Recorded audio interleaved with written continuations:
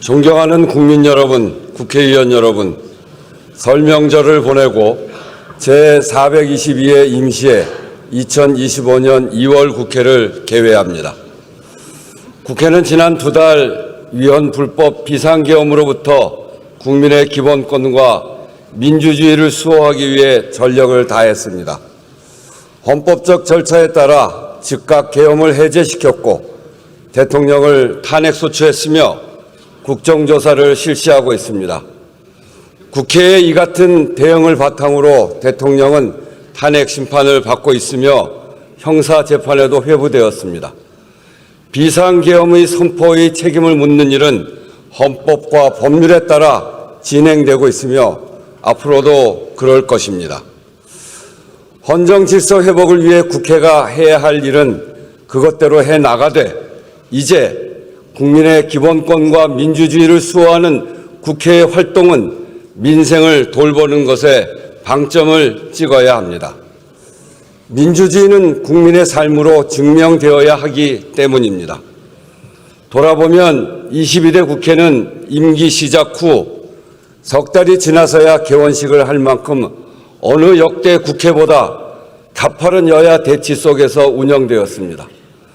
첨예한 갈등이 일상화된 환경이었고 비상계엄 사태를 감안하더라도 국회가 민생의 문제를 전면적으로 끌어안고 끈기 있게 밀고 나가지 못한 것은 매우 아쉽고 국민께 송구스럽습니다. 의원 여러분들께서도 이번 설 민심을 직접 들으면서 같은 생각을 하셨을 겁니다. 먹고 살기가 너무 힘들다. 차라리 폐업하는 게 낫겠는데 비용 때문에 그마저도 못하겠다. 도대체 언제 이 혼란을 끝낼 것이냐. 사는 게 힘드니 여도 야도 다 보기 싫다. 어느 한 말씀 국회와 정치를 향한 질책이 아닌 것이 없었습니다. 실제로 21대 국회와 비교했을 때 같은 기간 22대 국회는 더 많은 본회의를 열었지만 처리된 법률안은 오히려 적었습니다. 그간 처리한 법안의 1192건, 21대 국회보다 무려 267건이 적었습니다. 주요 현안을 놓고 여야 간 논쟁과 주장은 있었지만 정작 입법을 위한 여야의 협력이나 협상은 크게 부족했다는 의미일 것입니다. 이유가 무엇이든 뼈아픈 일입니다.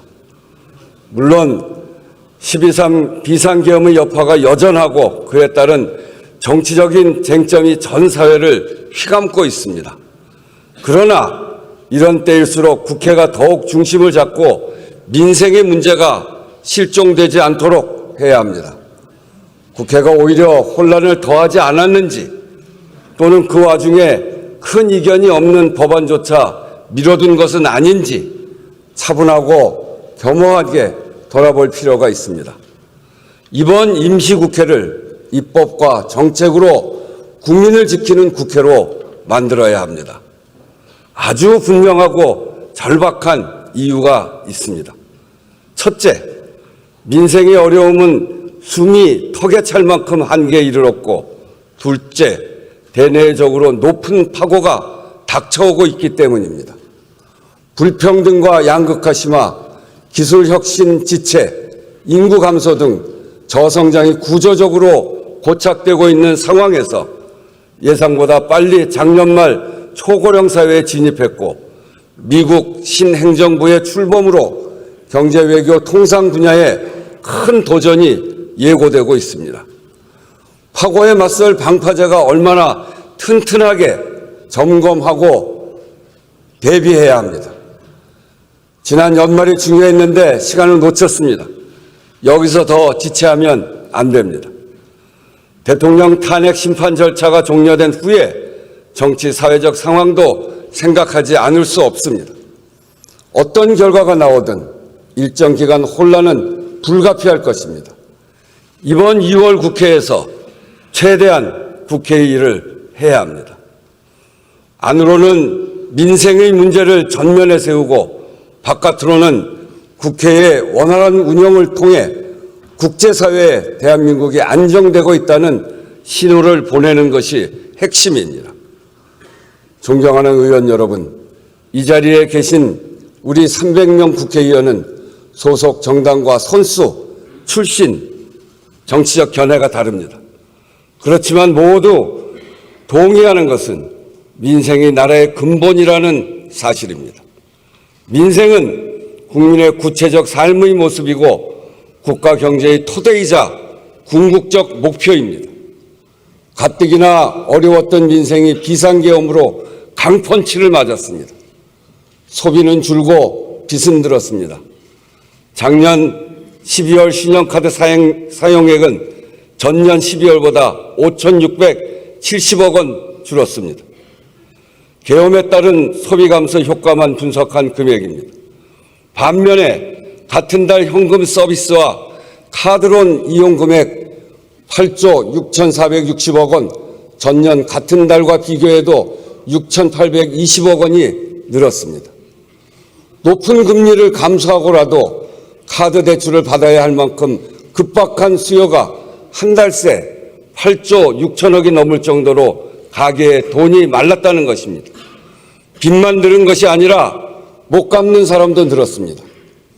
소득 대부분을 빚 갚는 데 쓰거나 빚을 빚으로 막다가 더 어쩌지 못하고 채무조정을 신청한 사람이 지난해 21만 명, 역대 최다입니다.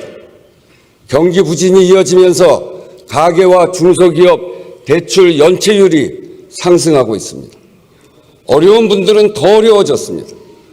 저소득, 저신용층이 최대 100만 원을 빌리는 소액 생계비 대출은 연체율이 작년 11월 이미 31%를 돌파했습니다.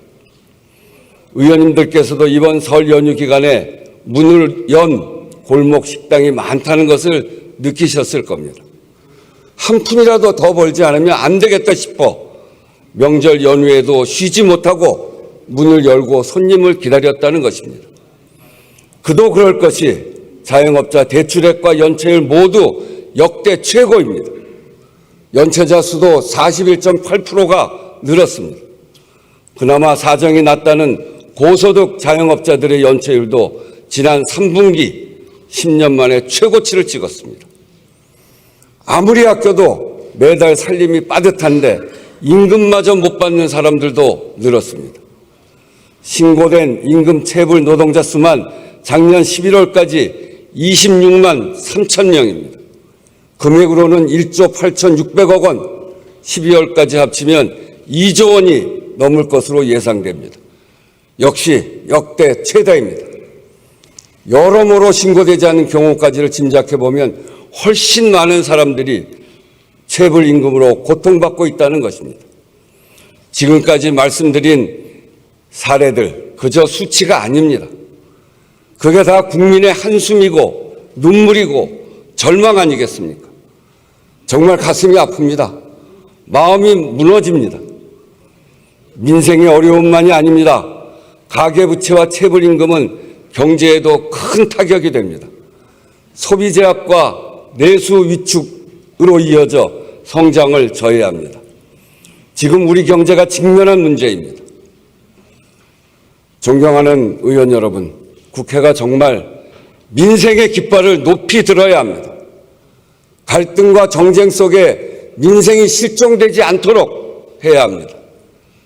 지난 2개월 민주주의가 무너지는 위기감 앞에 민생과 미래의제 논의가 사실상 멈췄습니다. 그 시간을 만회하는 2월 국회가 되어야 합니다. 반드시 세 가지는 합시다. 첫째, 조기 추경에 합의합시다. 국내외 주요 기관이 모두 올해 경제 성장률을 하향 조정했습니다. 한국은행은 최근 2달 만에 0.2%포인트를 더 낮춰 1.6%에서 1.7%에 그칠 것으로 전망했고, 글로벌 투자은행 중에는 1% 초반대까지 낮춘 경우도 있습니다. 한마디로 올해는 더 힘들 것이라는 겁니다. 더구나 올해 본 예산은 편성 단계부터 민생 예산이 줄었습니다. 임대주택 지원, 취약계층 에너지 바우처, 지방교육 재정 등 민생 예산이 상당히 빠진 상태입니다. 이 긴축 예산안이 올해 경제 성장률을 더 낮출 것이라는 게 한국은행의 분석입니다.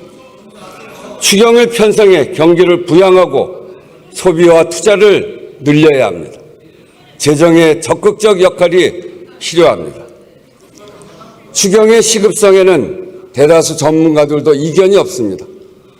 본 예산을 조기 집행하고 추이를 살펴보자던 정부도 최근 추경 논의 의사를 밝혔습니다.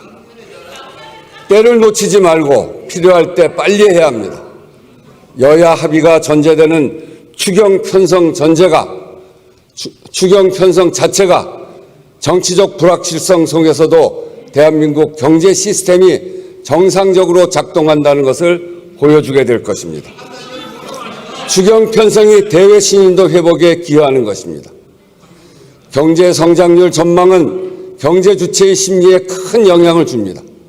기왕이면 이달 하순 발표 예정인 한국은행의 수정 경기 전망치에 추경의 기대 효과가 반영될 수 있도록 속도를 내야 합니다. 그래서 지금